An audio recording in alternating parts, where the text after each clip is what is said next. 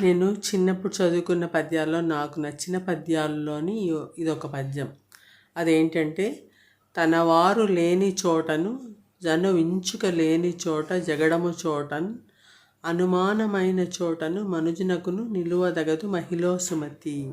దీనికి అర్థం ఏంటంటే, తనకి సంబంధించిన వారు కానీ, తన బంధువులు కానీ, తన వాళ్ళు అని చెప్పుకోదగిన వాళ్ళు ఎవరూ లేని చోట కానీ, తనకు విలువ లేని చోట, తనకు అవమానం జరిగిన చోట, తనతో తగాదాలు పెట్టుకునే చోట కానీ, ఇంకా ఎక్కడైనా పోట్లాట్లు జరుగుతూ గొడవలు జరిగే చోట్ల కానీ, అనుమానం కలిగించే చోటు కానీ, అలాంటి చోట్లల్లో ఉండకూడదు.